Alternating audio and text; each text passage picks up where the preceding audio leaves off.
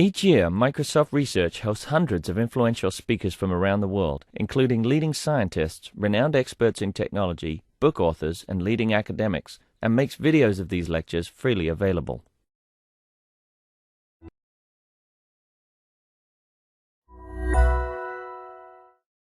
I'm very pleased to welcome Mike Hicks from the University of Maryland. Mike has had a long-standing interest in building secure and reliable programs dating back to his thesis work on Cyclone. Today, Mike is now a professor at the University of Maryland, and today Mike is going to talk about his Build It, Break It, and Fix It contest.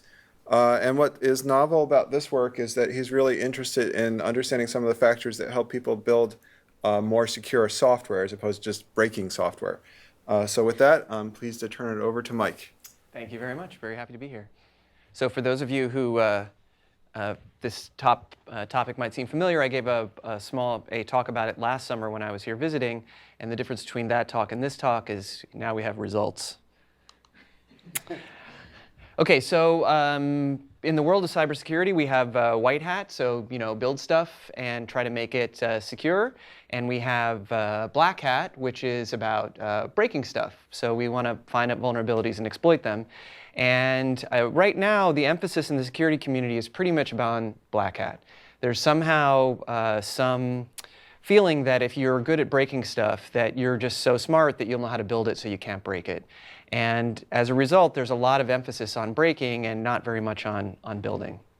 And this goes all the way down to education, like in contests for students, for example. So I don't think this is a good idea. As somebody who is interested in building software that's secure, I think that the skill set is not necessarily the same.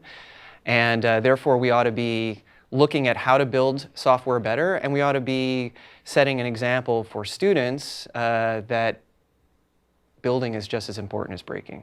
So my student Andrew and Andrew happens to be an intern this summer and is here, co-conceived this contest called Build It, Break It, Fix It, which is intended to emphasize not just breaking, but also building. So the basic idea of the contest is to break it into 3 phases. So the first phase is the Build It phase, which you have about 2 weeks to build software according to a specification. And that software will have some security properties, but you will be graded on correctness and performance as well, because anybody can build secure software that doesn't do anything useful. The hard part is to build software that's useful, which is why people want to buy it. Oh yeah, absolutely. The software is called Exit 0, right? Very secure, unuseful software.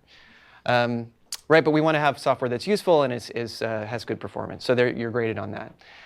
Then in round 2, Break It teams, which may be the same as the Build It teams, get access to the source code of all of the submissions from the Build It phase, and they get to whack on those and try to find vulnerabilities and other bugs. And if they do, they gain points, and the Build It teams will lose points. Finally, there's a Fix It phase where the Build It teams have an opportunity to fix some of the bugs that are found and to sort of improve their score as a result. And then finally, we tally the final results and have winners. So the scoring system is important for making the outcomes of the contest meaningful. So there's both a Build It score and a Break It score. These are 2 independent scores.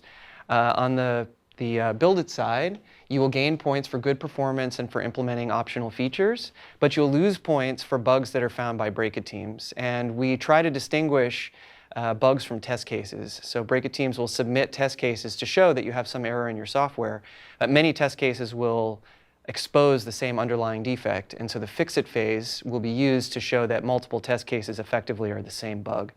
And so your score is scaled that way.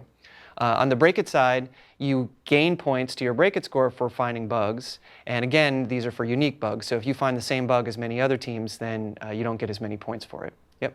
An automated way of doing that part about fixing bugs in multiple test cases, or is that? No, we don't have an automated way of doing it. I'll talk more about it. That's one of the few places where we have to do stuff that's manual, and we've been thinking for like 2 years about how we could possibly do it in an automated way. So if you know the answer to that question, I'll buy you a case of beer. Right, not just a beer. I'll buy you a bar. So the part of the goal of the contest is to make it a fun contest and to encourage students to build and break, but also part of it is to be a scientific experiment. So we have it's basically a quasi-controlled experiment, and actually that is a technical term. You can look it up on Wikipedia. That is, there are many factors that are controlled, but many factors that are not controlled. And there's an opportunity then to study what works, right? So there are many ideas out there. Many people in this room are researching those ideas about what might improve the security of software or might make you a more effective breaker. And we can put those to the test by seeing, well, who wins the contest? And when they win, what did they do, right? So what choices did you make about programming language? What testing strategies did you use? What process did you employ? What background do you have, right? All of these things come into play for an analysis of outcomes. So I'll give you, so this talk I will go more into the details of the contest, but I'll also tell you about some results that we found. And so here's a teaser of the results. So we have run 3 contests in the last year with 116 teams participating. Most of these teams came from a Coursera specialization on cybersecurity. So the participants took a 4-course sequence, and then the capstone for the class was this contest. We also had a few open graduate and undergraduate student teams participate as well. So on the build it side, the trends were as follows. If you programmed in C and C++, you gained some benefit to your performance score. But if you used a statically type safe language like Java or Go or something like that, you reduced your chances of a security vulnerability as compared to using C and C++. On the other hand, if we ruled out memory errors as being counted as a security bug, if we looked only at sort of semantic security errors, and you'll see more what I mean about that a little later, then actually the benefit from static typing became statistically insignificant. So essentially, what does the statically typed language do? Well, no memory errors by definition. You don't get that in C and C++, but it turns out with your statically typed language, you also don't get benefits for other more semantic properties sort of out of the box. And so then C and C++ were not really any worse. Smaller code size does better, and we found that that correlated with library use. So basically, the less code that you wrote and the more code you used from someone else, the better that you did. On the break it side, you did better if you had a larger team. Breaking is a more parallelizable activity than building. And it also turned out that you had a pretty big advantage if you participated in the build it round and were also a break it team. So maybe 10 or 15% of our break it teams did not participate in the build it round, and they did not do nearly as well as the teams that did. And so you can imagine here that if you've built the software that you're trying to hack, you've thought much more carefully about the design space, and you can think of ways that people might screw it up better. Yep. Why didn't they participate?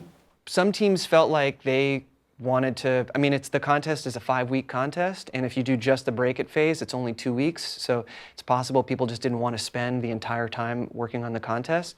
There are independent prizes for building and breaking, so you don't lose anything, I suppose. You still have an opportunity for a prize on the break it side.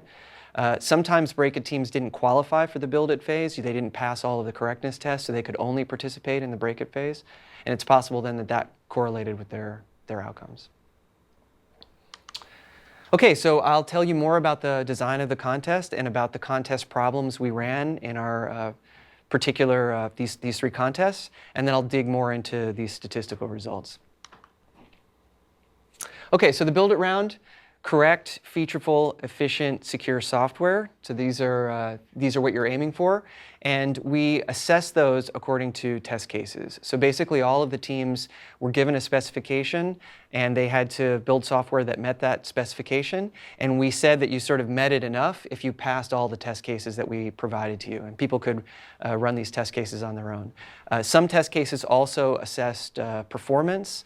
For example, how fast could you do a particular operation, or could you do it in a more space-efficient way? And your score then was scaled according to how performant it was. So for many elements of this, yeah? How formal is the specification? It's prose.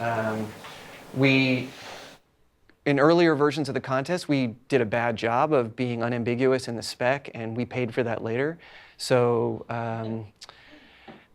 basically, we solved that problem by trying to be very precise in the specification, but also we have an Oracle implementation that we use for various auto-judging things, and we basically made the Oracle implementation available via a web service to participants. So if they were confused by the spec, they could always run some tests against the Oracle to try to clarify. And so that way, if the spec was a little fuzzy, the Oracle clarified. So the idea of this was to leave many things open to interpretation. So programming language being the obvious one, but other things too. So we tried to make it so that even the underlying design, even while implementing the high-level spec, you had a lot of freedom in terms of the underlying design. And then the hope there was that some people would do a good job with the design and some people would do a bad job, and then we would be able to see, okay, well, what correlated with the outcome.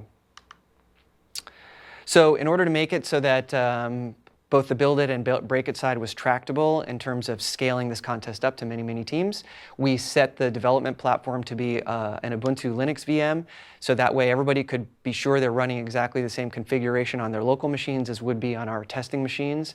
And then likewise, the break it teams, when they got access to the source code, knew they could always just build the source code. And when they found bugs in the VM, they'd know they could submit test cases that would reproduce on our VMs, and that would all work out.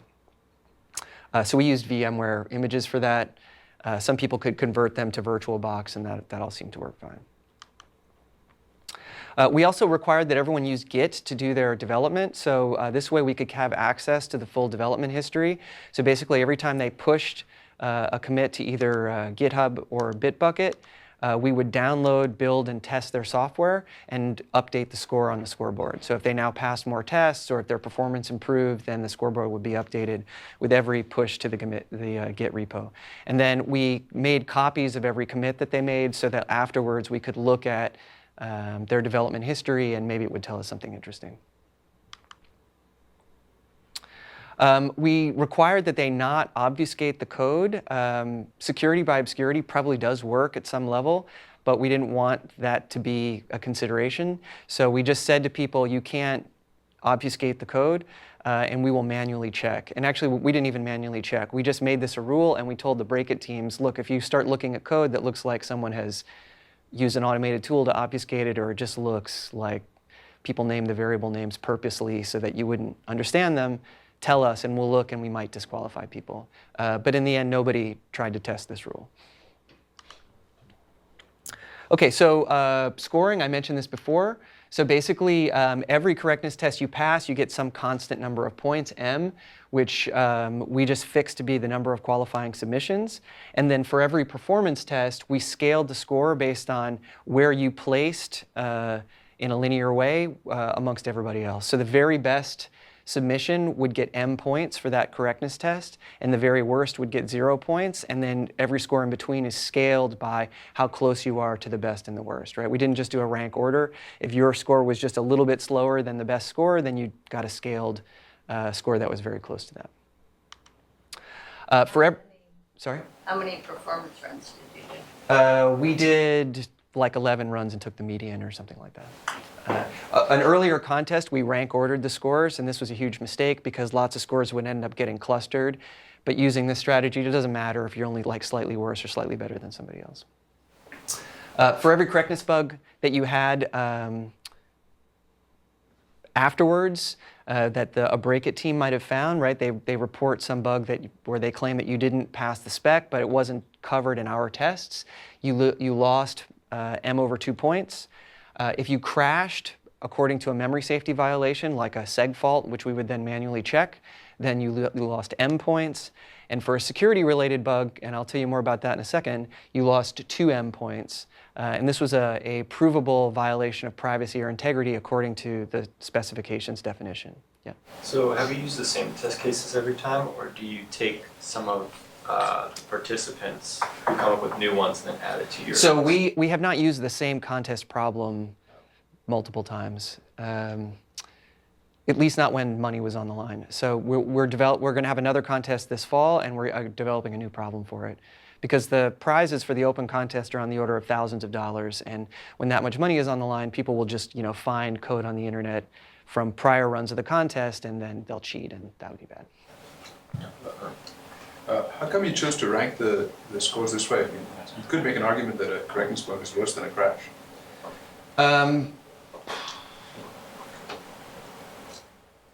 Yeah, maybe so. I guess it's not arbitrary crash. It's not like I throw an exception or something like that. It's memory error related crash. A memory error related crash that is not security exploitable?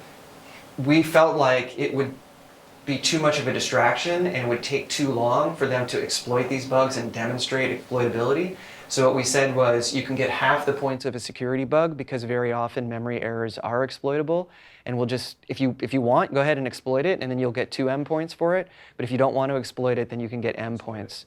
Whereas a correctness bug, I mean, part of the contest here is to emphasize security at least a little bit more than correctness.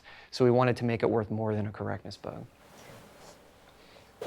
So type-safe languages get like an advantage from the start because they cannot. Yeah, they get an advantage right from the start. That's right. Okay, so the break it round, the goal is the teams submit bugs and vulnerabilities in the submitted code. They have access to the source code, and again, how they go about it is up to them. So most teams used normal sort of manual testing. In fact, all of them used manual testing. All of them used code inspection, manually, code review. Some used dynamic static analysis, maybe 20% tried to use fuzzing or some static analysis tools or things like that. So we wanted to automate. We wanted to, again, an earlier version of the contest revealed to us that manual judging for bugs is a bad idea. And so we wanted to make everything as automated as possible. So you had to submit a test case that showed that you had a correctness bug, but we needed a way to automatically adjudicate your test case, because it could be you have a broken test case. So whereas that used to be a manual process, we then started using this Oracle implementation that the test case has to pass on the Oracle and then fail on whatever target system system that you're targeting. How many test cases broke the Oracle? Right, so then you could also submit bugs against the Oracle, and you could do that at any time during the contest. So this was another advantage of making the Oracle available during the build it phase, because people would submit test cases to the Oracle and go, wait, that's not what I thought the spec was saying. And then we would give them points, basically break it points for finding bugs in the Oracle. For our most recent contest, I think that only happened maybe once. There was only like 1 bug in the Oracle. Whereas for the first contest, the one in the spring, there were more bugs in the Oracle in that case. But not too many. You know, it wasn't too bad. And different problems each time? Different problems from the spring and the fall, yeah. So we use like a JSON format and that sort of thing. For security bugs, there were a specific test format for privacy and integrity bugs. I realize this is all abstract because I haven't told you the problems yet. But basically, they were a way that you could prove that you've generated an exploit against this system because you know something you shouldn't know, right? That basically you'll be able to observe the execution of something involving secrets or involving information that we organizers generate, and the execution, at the end of it, you'll be able to demonstrate that you learned a secret or that you corrupted some outcome that you wouldn't have been able to unless you'd violated, unless the implementation had some bug in it that you exploited. So to follow up one more time on the Oracle, do you think that you're getting better at writing secure software, and that's why the Oracles have fewer bugs now? No, that this process is actually improving you all? No, I think that this process taught us to write unambiguous specs better. That basically, when there were too many sort of knobs on the specification, too many options or ways that in the spec manifested, so you can think of this as like a library with a complicated API rather than a library with a complicated internal design, but a simple API. Complicated APIs are bad. You didn't implement it the way you thought you did. So simple APIs are better, and you're just less likely to make mistakes. So, yeah. So the most recent one, the API you'll see is way simpler than the first one.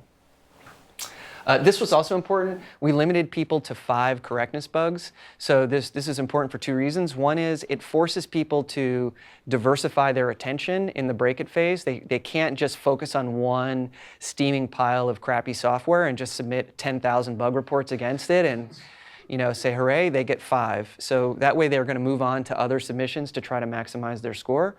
And also because they only get 5, because of this unification process that I mentioned, if somebody fixes one bug and multiple test cases pass, you only get points for one of those tests, not for all of them. So if you wasted your 5 test cases on something that, you just threw a fuzz tester at it and you generated 5 distinct test cases that were all basically the same crash, you're only going to get points for one of those. So this is going to discourage people from acting that way, and they're going to try harder to find independent bugs, which is good for us because we want, at the end of this, to have every piece of software really carefully scrutinized. So, back to the API thing. So a big part of designing secure software is, I think a lot of the intellectual effort goes into crafting nice APIs. And you've just taken that problem away from the students. Is there some variant of the context that you could run that actually, has an even more abstract spec that leaves the students with the task of crafting secure APIs? I think that, well, that would be worth thinking about. I'd be happy to talk to you or anyone else about that. I think that approach will not scale while still allowing you to do an interesting quasi-controlled experiment. Because basically then, if you're now altering the API, it's hard to compare one student against the other, and it becomes much more subjective in the judging of who's the winner and who isn't. So a lot of hackathons that students participate in now, this is the way it is. They get to sort of come up with a design themselves, and then these judges go, oh, that's the best system, or it isn't.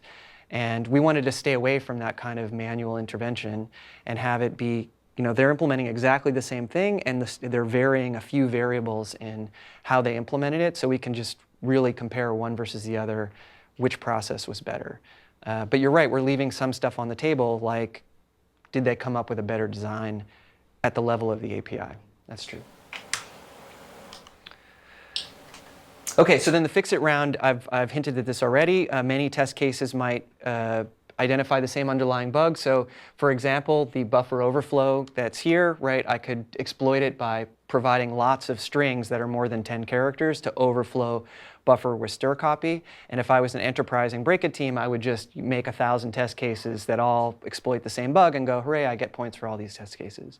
So we don't want that. We want to make it so that you only lose points once for any test case that exploits one bug. So the way that we do that is we say in the last round, the fix-it round, a team can fix the bug, right? So they can convert stir copy to stir L copy and then eliminate that bug. And then, of course, all of these failing test cases will now start to pass, right? The program will reject whatever buffer overflow was happening from before. So that creates an incentive. Well, the fix-it round, there's an incentive for the build-it team to fix a bug that causes multiple test cases to pass, and there's an incentive for the break-it team not to test the build-it teams, because then they only have 5 test cases, they might lose some points that way.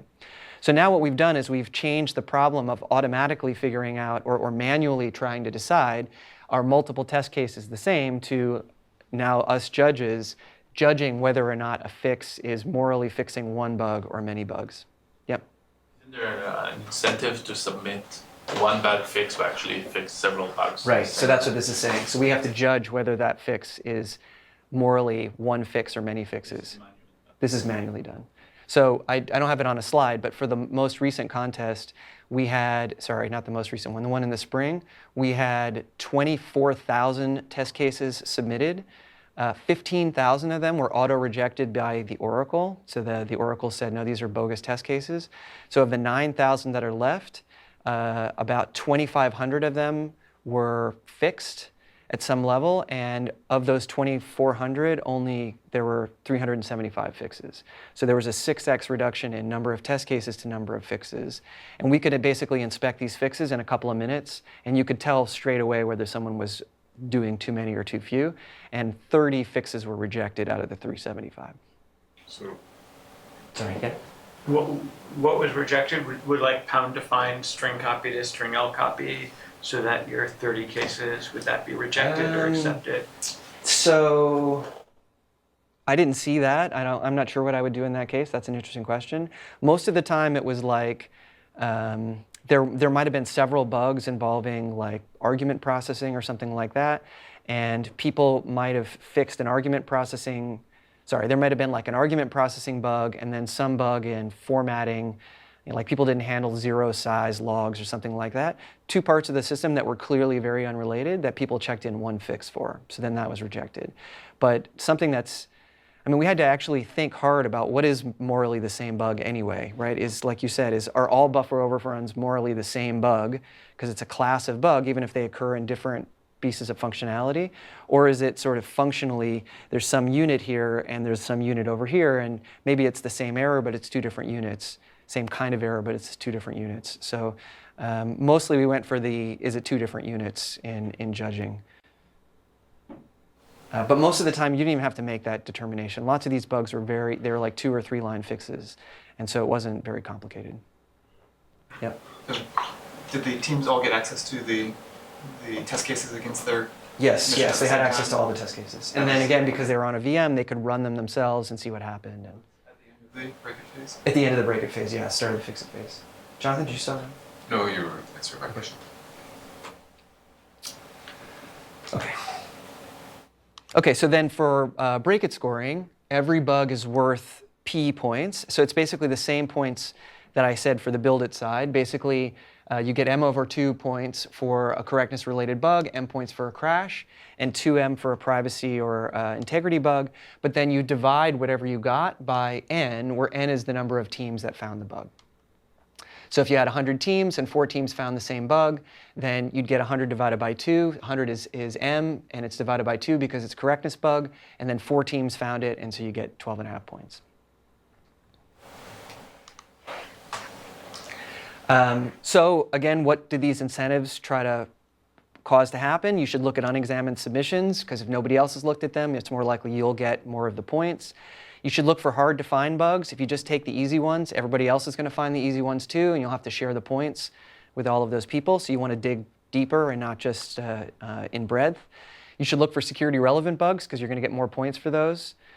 And then finally, you don't want to tie your own hands behind your back by not submitting distinct bug reports, because again, those will get unified. Yeah.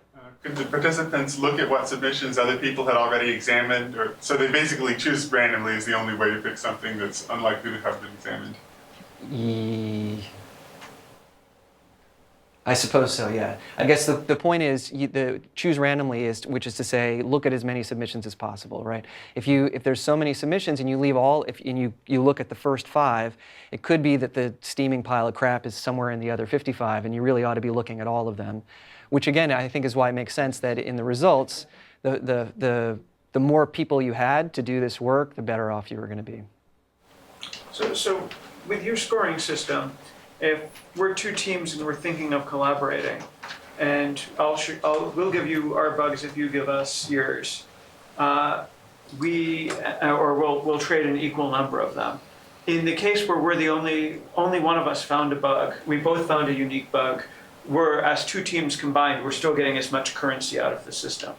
But if anyone else has found any of these bugs, we are strictly increasing the amount, our share of the currency. So this has this unfortunate property that it's strictly good to cheat. It never hurts you to share information. So you're saying I'm going to plant some bugs. No. 2 teams collaborating find bugs, in terms of, and we can share what we found with each other. So what encourages us not to share? Well, hopefully this scheme, if we share, you're going to be giving out less. And so when multiple teams report bugs, they should be worth less. But they're actually worth the same. You're just dividing things up more. So so you're saying 2 break-it teams collaborating? Two so they both they each find some bugs. They share the bugs. So they are now going to get half the points if they both report the same bug. No, they're going to collectively they're going to get the same number of points in the worst case, which is they're the only teams that have found bugs. Sure. So in any other case, they're going to get more than a greater share of points than they would have otherwise gotten collectively. Because whereas before, let's say there were originally it's just we're the 2 teams collaborating, and David here is a 3rd team. Yeah. And David and I found 1 bug, and you and David found a bug. So before, we're each getting, the 2 of us before we collaborate, we're each getting half. Now we collaborate, we're each getting 2/3, and David's only getting 1/3. Yeah, but you're also potentially leaving points on the table because you're sharing them with somebody else. So if you had been by yourself, maybe nobody would have found the bugs that you found, and now you've given away half of that points from that bug because you collaborated with somebody else. Because now they know about it, and But because we're trading, we're only if you can find more than 5 bugs, right? You're assuming that there's so many bugs that they're not a limited commodity. It's just assuming that two teams collaborating find unique bugs that the other one wouldn't have found. Yeah. Right. Which maybe that doesn't happen. But I think as long as you believe that you're better than the others, you're like, hey, if I collaborate with anyone, that's gonna it's gonna cut my score. My average. It's not going to cut your everyone score. Sure, it is for the reason I just said. Increase your score. No, But it will also not. you're talking about combined scores. You're strictly increasing the combined scores of the Sure, it's teams that are right, but now you have to share the teams. prize money. I mean, if you are cutting your individual score down, you are now basically You're not cutting your individual score down, because when I share, right? Let's just say there's. Let's talk about it at the end. Okay. Because I'm sure there's something there, but I don't understand it. Okay, so here's the infrastructure that we have for running the whole contest. So basically, it just shows you all of the elements that I highlighted before. Maybe the most interesting thing is that the front-end application is written in Haskell, and it uses the LIO security checking framework. The goal here was to make it so the contest infrastructure is not as easily hacked. The code is not available, so people can't look at the code and then try to find bugs that might be there, and maybe using Haskell and maybe using LIO will make it harder for people to whack our infrastructure and cheat to win the contest that way. Okay, so the first programming problem was to build a secure log. So this is one that we did in spring 2015, and the idea was to support 2 operations: appending events to the log and querying the log. And appending events, the events were for a hypothetical security system in a museum where guests and employees would enter rooms at various times of day and leave the rooms. And the queries would ask, like, well, where has this employee been all day, or what people have been in this room, things like that. You had to use an authentication token to add events to or query events from the log. And it was up to the participants to interpret what authentication token meant. But they knew that the adversary would potentially have access to the log without access to the authentication token. So they needed to keep in mind that threat model. We didn't say you should use encryption. We just said there is this authentication token. These are the rules. This is the threat model, and go for it. So a canonical implementation would be to use authenticated encryption, so you can enforce both privacy and integrity. And you need to have some way of effectively encrypting the whole log. That encrypting individual records would be a bad idea because you can duplicate records and therefore violate integrity that way. So the interesting question was how we would auto-test security by to show that you violated integrity or confidentiality. And the way that we did that was we generated for each implementation logs using the log append functionality for that implementation. And we provided a transcript of all of the records that we generated, but without the authentication token. And the break-it teams then got these, say, 50 logs and a whole bunch of transcripts for those logs. And then what they could do is they could submit a test case that showed if I modify this log, I can make a query that would have produce this result instead. That a correct implementation should have rejected the modified log entirely rather than accepting the modified log and then having a bogus answer. For confidentiality, we did the same thing, except that we didn't provide the transcript. So now you just have a log and no authentication token, and now your job is to submit a query that succeeds on this log. And if you do, then you've shown that despite not having the authentication token, you were able to learn some information. Yeah. On the integrity side, does that mean that each submission had to tell you how to find the authentication token they were using? Or? No, the submission just said, here's the log that's a modified version of this log, and here's a query. And we know from our infrastructure which log that is and what the transcript was that generated the log. So we can use the Oracle implementation with the unmodified log to then figure out what the query answer should have been. Then we run it on the modified log and see what the query output is. And if the two are different, then that's an integrity violation.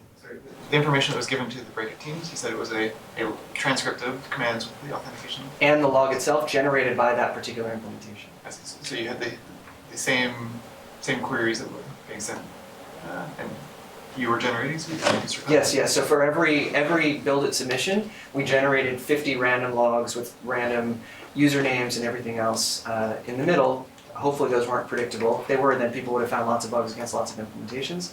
And then they used the log. So if there were 50 submissions, then each of those submissions was distributed to break-it teams with 50 logs generated with that submission. Right. So the second problem was a client-server implementation. So the idea was a client and a server represented an ATM and a bank. There was a so-called an auth file for mutual authentication. This was distributed to the client and the server in advance by the testing infrastructure. And then there's also, when you created a bank account, you got back a so-called card file that, again, you can implement it however you like. That is the authenticator for that client, for that bank account. So a canonical implementation would use authenticated and encrypted communications, where the auth file is like the bank's public key, so that you can mutually authenticate. The card file should be a suitably large random number so that they're not predictable, and you want to protect against replay attacks using nonces. I should say that the security model is that you can have a man in the middle. So we're assuming it's an insecure channel, and so this is why you need to encrypt. And the man in the middle, during the break-it phase, the break-it teams will actually write this man in the middle, and they'll stick it in there, and the man in the middle can then wage attacks that these defenses will protect against.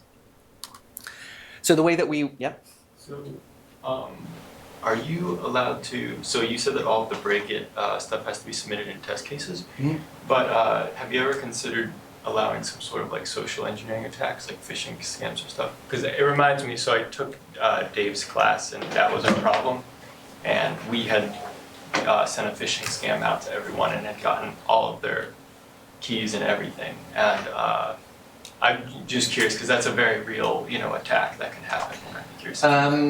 So that's an interesting question. I haven't really thought about it. I guess I didn't think about it because I'm focused on how do you build software correctly rather than how you build software that humans can use correctly.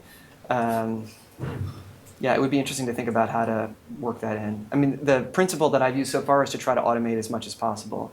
And so to the extent that you can't automate, it's hard to make it scale. But yeah, it's worth thinking about. I'll think about that. Right, so basically the man in the middle provides an interesting twist on these attacks. So for an integrity attack, what happens is the man in the middle is able to script a command server that indicates commands that should be given to the ATM, and then the man in the middle will be able to watch the messages that go by, modify them, have its own messages and everything else. And so what can happen is it can say, okay, create an account. The ATM will give you back, say, the card file. Now deposit some money, now withdraw some money, right? That will be the commands that go to the command server, which will then use the submissions ATM client to send those commands. But then the man in the middle could corrupt those messages to attempt to get the client and the server to accept whatever those corrupted messages are, but to get a different outcome. So for example, if you weren't protecting against replay attacks, then what you could do is you could replay the withdraw command, and there, as a result, when you play just the script of the create account, deposit, withdraw, without the man in the middle, you'll get a different outcome at the end, right? Because now you'll have withdrawn the money twice. So we use the oracle and the script to define what correct behavior is. And if the man in the middle doesn't produce, basically a, hey, wait a minute, there's something wrong with this protocol kind of behavior, then that's evidence of a bug.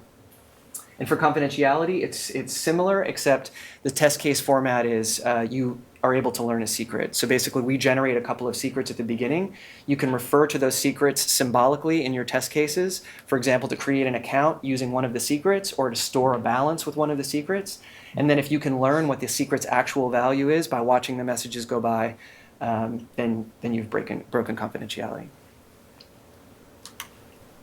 Okay, so here are the results. Question. Oh, sure. So, do you allow them to rely on trusted CA so that they just use HTTPS to? Sure, yeah.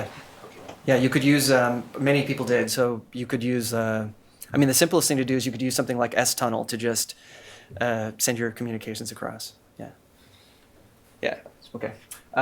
Right. So then we analyzed the data. We did linear and logistic multiple regression to just get a basic idea of which parameters correlated with different outcomes. So we looked at these as the dependent variables. We looked at ship score, final score, and presence of security bugs. So ship score is the score at the end of the build it round, like the score you'd have if you shipped your software. So how well does it perform? How many optional features does it have? Final score was the result at the end of the whole contest. How well did you do? And then presence of security bugs was, did you have a security bug or not in your system? On the break it side, we looked at break it score prior to fix, just sort of how good were you at finding bugs, regardless of whether you had to share them with somebody else. And then we also looked at number of security bugs you found as opposed to number of correctness or other bugs. So these are the demographics of the participants, broken down into the 3 contests. So the 2 fall contests both did the ATM problem, and so they ran concurrently. One was with whatever it is, I guess it was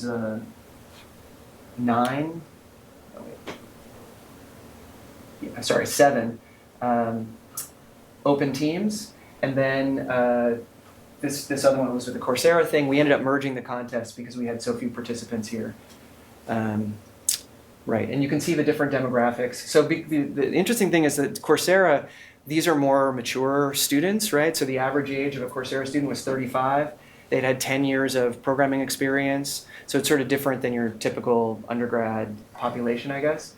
You can see the different team sizes and other stuff there.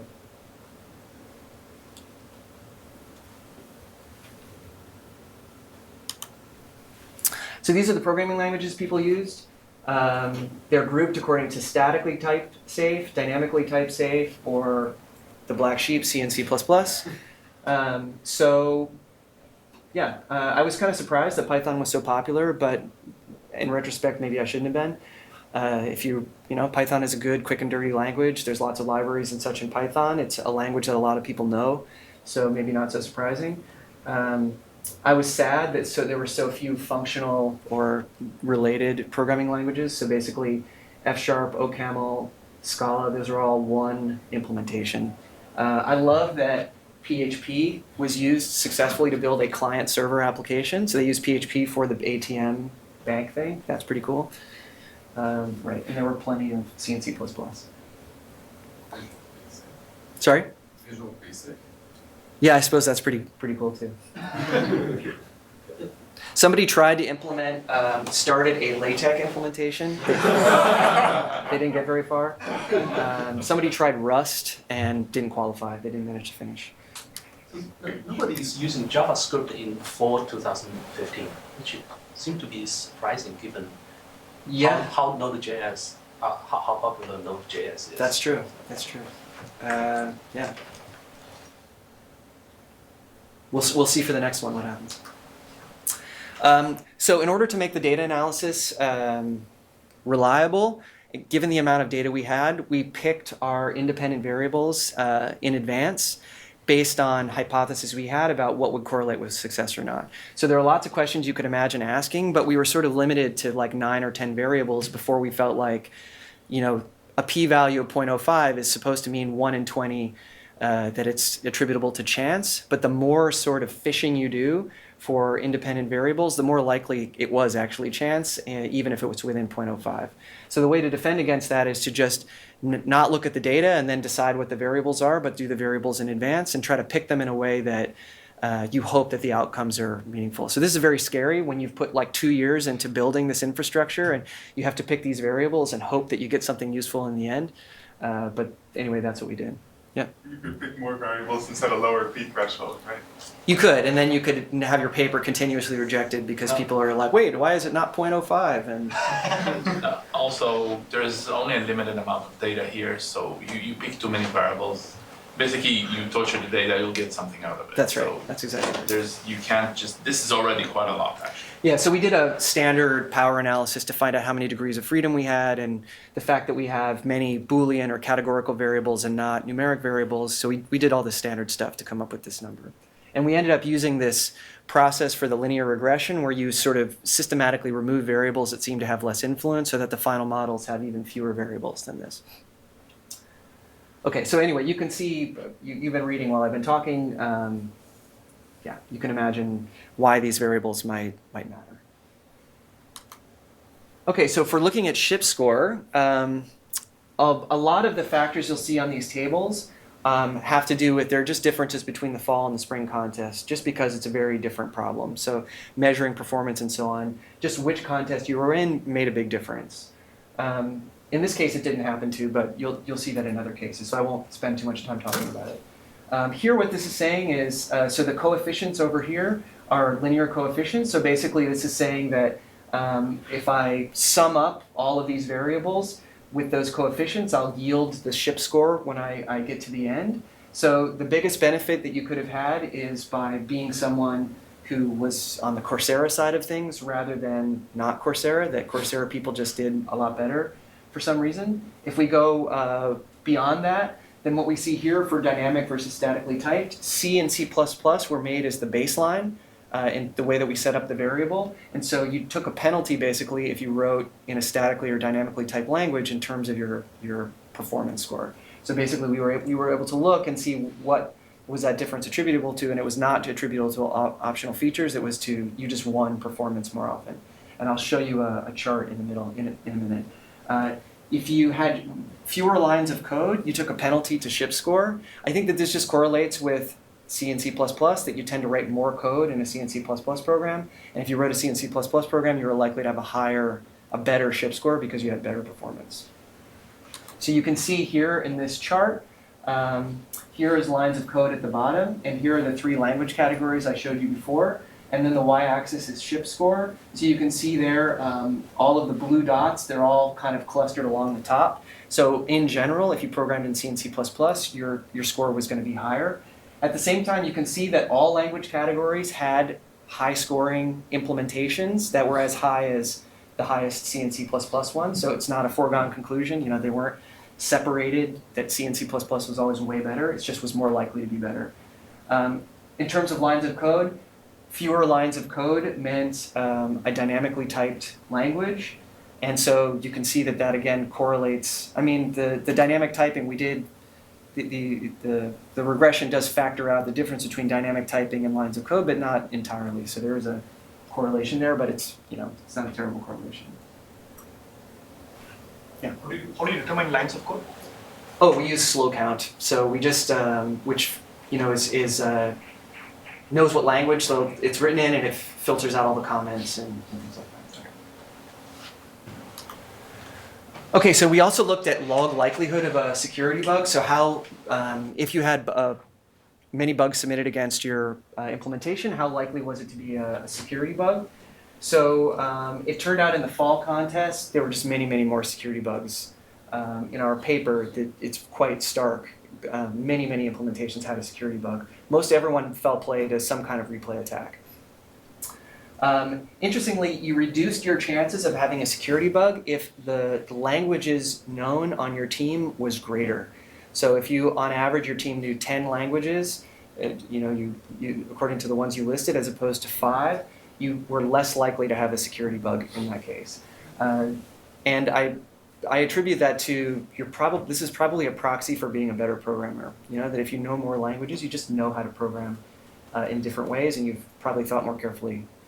Yep. You don't have experience on here. That's your only. No, experience was considered, and so it wasn't a factor in the model. So in the list of independent variables I put up before, experience was considered, but when we went through this iterative process of throwing away variables that seemed not to be considered, that they were basically correlated with other variables, experience disappeared. Okay. Right, and you got a benefit in terms of static typing. So what this is saying is that this is about an 8x less likelihood. So basically it's 1 over 0.118 because this is log likelihood. Less chance of having a security bug if you used a statically typed language. Dynamic typing, you would appear to have some benefit, but not statistically significant. Is that saying that the lines of code was not correlated with security bugs? Or not? Sorry, you're right, it was. So this is saying that you were more likely to have a security bug if you had more lines of code. It looks very small, very small. So if you, in some ways, this is, again, it's going along with, it's indirectly pointing to the risk of using C and C++.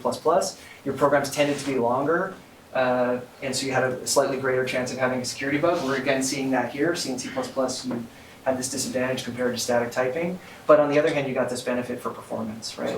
So did you have enough to differentiate between C and C++? Because you can write pretty succinct C++ if you know what you're doing. We didn't do that.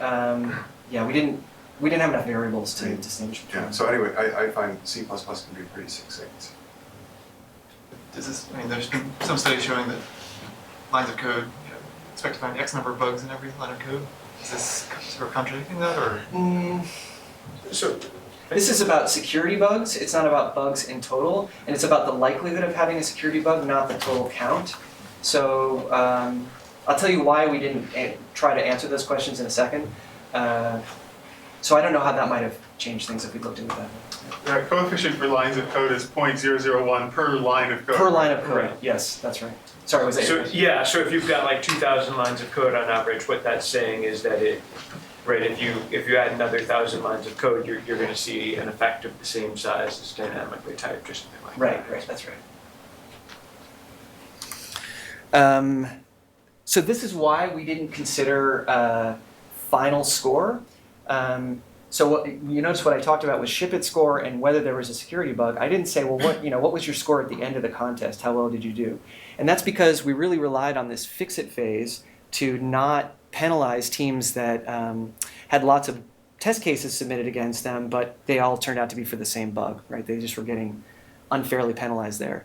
But unfortunately, what happened was despite the incentive to increase your score by fixing, many teams just didn't bother. So all of the open triangles there are people that didn't fix any bugs, even though they were submitted against them. And you can see there's a clear trend that as you did better according to score, so resilience score is basically how many points did you lose during the during the break it round, right? So your ship score plus your resilience score is your final score. And so the best case, your score would be 0. And you can see that all the teams with the best scores fixed bugs. But then as we start to move our way down to really terrible resilience scores, people just gave up. They just were like, I'm so far away from winning any prize that I'm just not going to bother fixing anything. Or, I'm either clearly going to pass or not pass this Coursera class, and so I shouldn't fix. So we didn't know that this was happening until we did this analysis. And so I have ideas about how to fix the incentives to make it. So one way to fix the incentives is to make a lottery for people that aren't going to win a prize otherwise, right? So at the moment we have the top 2 teams winning a prize. So what we want to do is we want to make it so that basically there'll be 3 lotteries with different categories with far less points, and you'll get more tickets entered into the lottery the better your score is. So then everybody, no matter where they are, will have incentive to fix all the bugs, and then we can have more accurate scores. But we didn't do that in these contests. That's a cool question.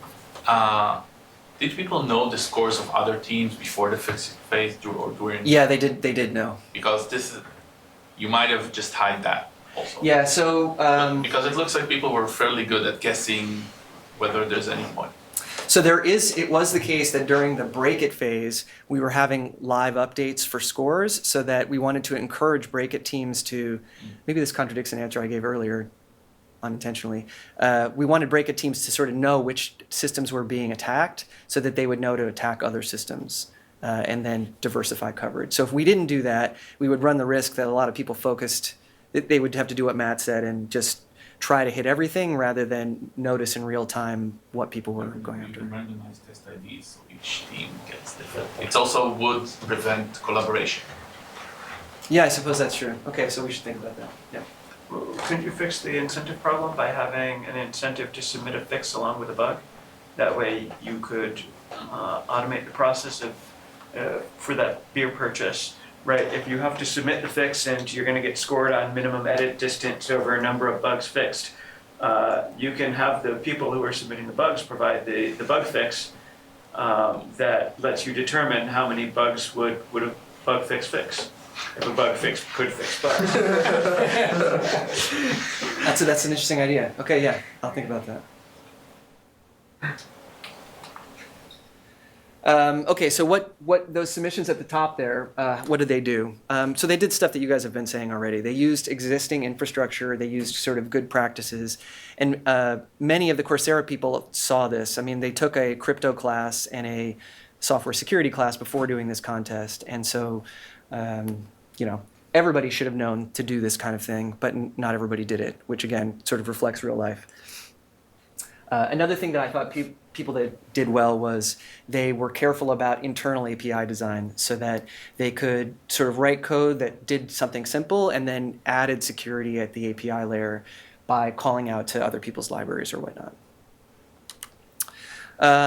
Some people didn't do any security. That was bad. So some people thought, hey, if I just serialize the log records, I have some internal data structure and I'll just serialize it to disk. If I look at that file with my editor, I can't figure out what that's doing. Must be secure. Maybe not. So I don't have it in this presentation, but I have another presentation where you can see people score in real time. So there's this sort of process by which, as they make their performance better and better, it goes up, and then the break it round hits, and then it's like everybody quickly discovers the teams that aren't doing any security, and they just hit the crap out of them, and then their scores go all the way into the basement. This thing that I mentioned before about encrypting individual records rather than the whole log, or using recursive hashes or something like that so that you cover the entire thing. Otherwise, there were ways that you could easily violate integrity, so that was a common mistake. And then for the ATM problem, oftentimes insufficient randomness was an issue, that they didn't make sort of big enough PIN numbers, or they used predictable keys, or they didn't bother with the mutual authentication phase so that a man in the middle could be a man in the middle and pretend to be the server, stuff like that. This was fun. Deterministic crypto, that basically the same plain text always encrypts to the same ciphertext. So then they could basically do probe attacks to figure out what this encrypted meant during a particular run. They could just do, this was one thing that was really nice. I think this is why there were more breaks against the client server, because the man in the middle could do interactive attacks, whereas in the secure log you couldn't do that. You had to sort of learn the answer offline and then just submit the bug report. Okay, so for break it, many of the same variables. We also asked, were you also a build it team, and did you use an advanced technique? Did you use fuzzing or static analysis or dynamic analysis or something like that? So this was the distribution of break it scores, so higher is better, and they're sorted that way. So you can see in the spring, which is the log thing, scores were generally higher. People were finding more bugs, but this is not so surprising because there were more submissions. There were like 65 teams as opposed to 40 teams in this case. But here, the number of correctness bugs that people found was much higher, whereas down here, most of the bugs were security bugs. And this chart also shows the impact of fixing. So all the circles there are what the score would have been if we accounted for fixing. So this is the score prior to the fix-it phase. So you can see in many cases like this guy, whatever attacks he did, nobody fixed those bugs. And so they stayed up here, whereas this guy who had a very similar score, his score fell down here because the teams that he attacked actually fixed their bugs.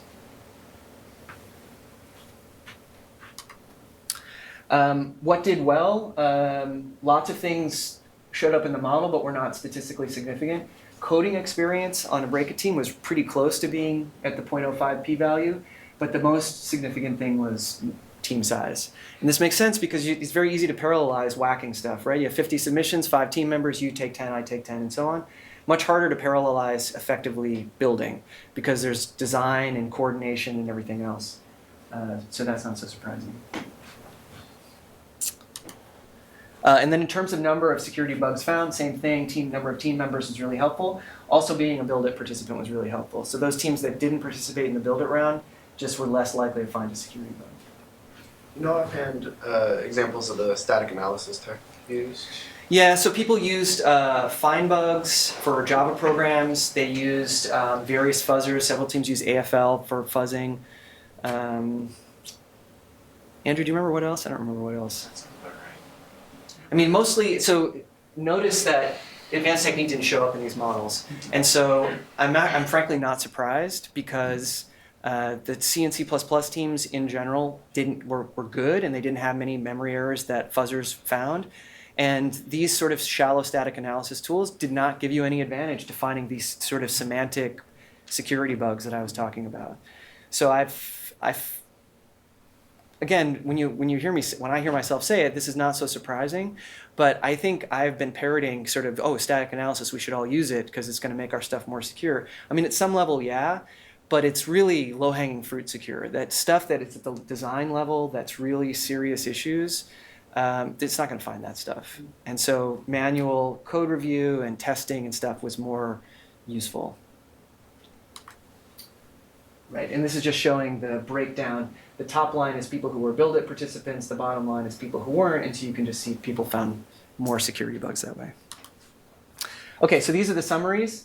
Best performance, C and C++, lower chance of a security flaw, using a statically typed safe language, and your higher overall score would come with a diverse programming background and shorter code.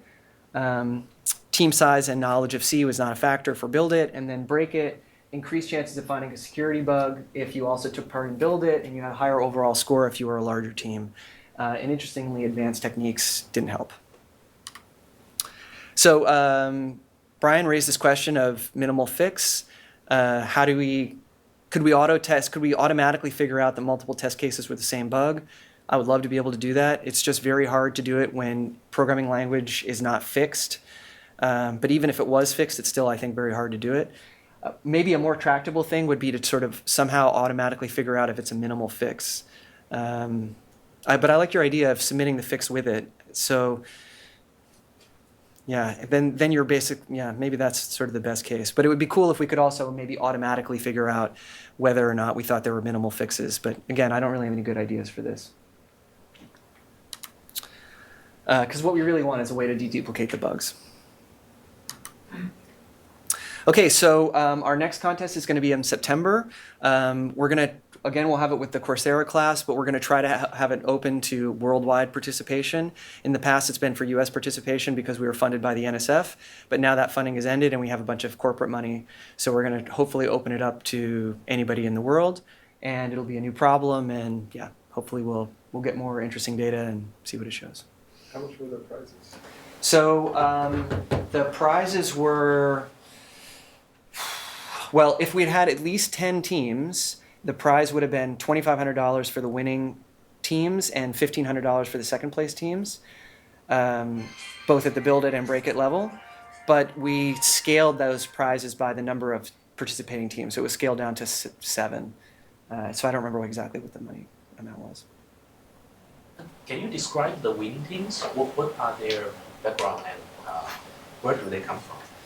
So I'll have to go look, but off the top of my head, the winning teams were, they were people that were professional, experienced software developers in the Coursera side who are good programmers who maybe were just learning about security now, but a lot of their sort of industrial strength code development practices serve them well on this side.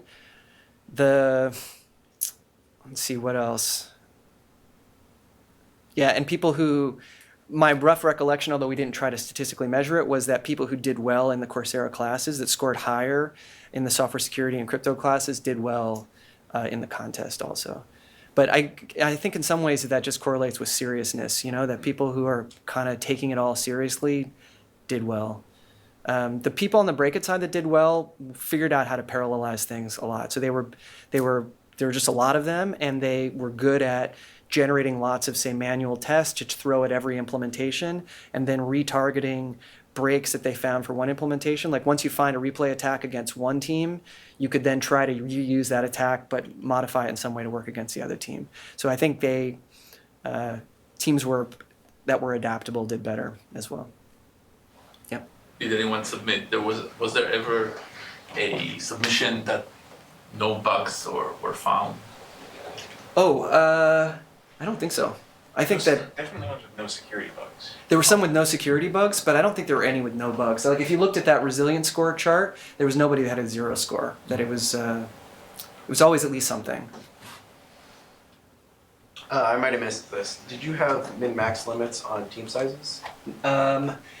Yes, for Coursera we maxed it at 6, but very few teams went that high. I think it said the average team size was 3 for Coursera, and it was. No, in fact, I think that's not even right. I think it was like 2.5 for Coursera, and it was 3 for the open contest. I think this makes sense This is for Coursera because a lot of people didn't know each other. So we had sort of this dating phase at the beginning where you could try to find people that spoke your same language or in the same time zone or had complementary skills. But I think people were worried about working with people they couldn't trust. And so in general, once you found one or good teammates, you just stopped there. You didn't want to push it. Yep. So are you planning to continue running this indefinitely, or do you have a plan to hand it off? I don't want to run it indefinitely. It's a lot of work to run these contests. I mean, coming up with a good problem specification is super hard. And yeah. So we're planning to do the fall contest, and then we'll see. I would like to open source the infrastructure, but to do that, I think it won't get used if people have to program in Haskell to use it. So I want to make a framework for developing problems where you don't have to look at any of the infrastructure code. But that has yet to be done, and it would be nice to find some collaborators or helpers to do that. Okay, thank you for all your questions.